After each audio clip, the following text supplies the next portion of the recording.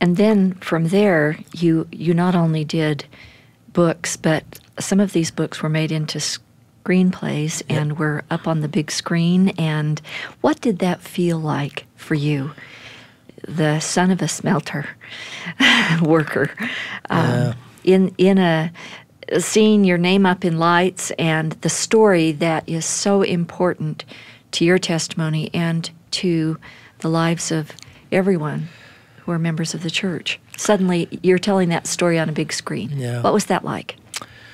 Well, as I approached retirement, I started thinking I'd really like to take some of those books and put them into a movie.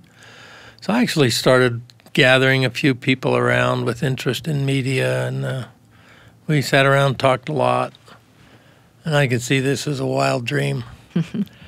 And finally I decided it was time to either do it or forget about it. And so again, I thought, okay, Lord, I want to do what you think's the best thing to do, so let me know.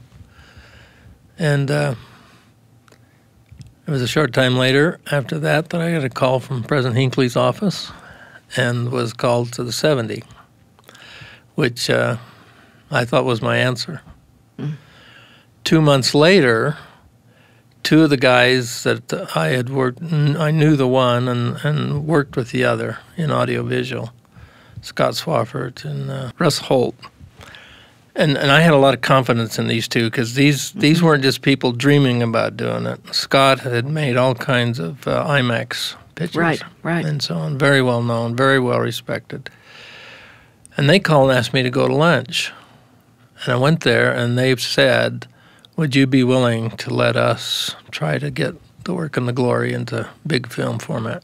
So I guess the Lord is saying, let me get you out of the way, and then we can make this happen. And so they did it. I, as a general authority, the only thing I committed to do was just to read the script and make sure there wasn't any problems with it, you know. And so it happened without me. I was there to participate, but it was those two that did it.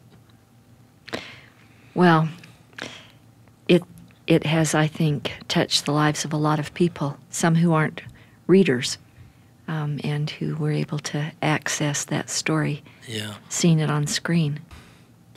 I'm often told by people, oh, it's had such an impact on my life, and I've even had people tell me about baptisms that have come from it.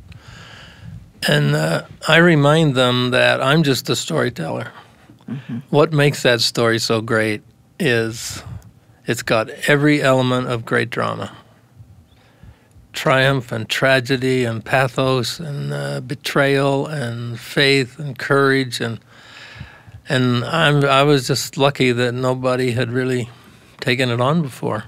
Well, but there is something to be said about the gift of being a storyteller. Well, I'm happy for that, but the thing that really changes people, I had a man tell me that he was a blue-collar worker, owned his own auto shop, and he'd gotten so bad with his knees that they operated on him and didn't fix him, actually made him worse. And so he decided he was going to quit eating.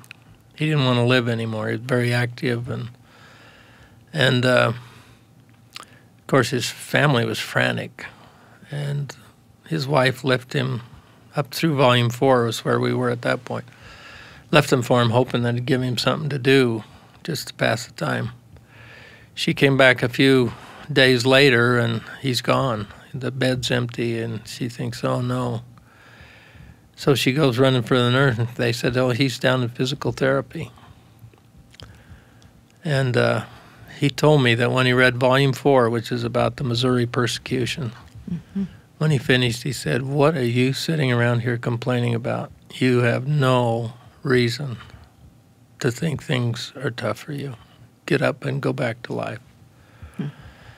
Now, I love to be the one telling those stories, but it's those real people doing those real things that touched his life, that he said these were, if these people can do it, then I can do it.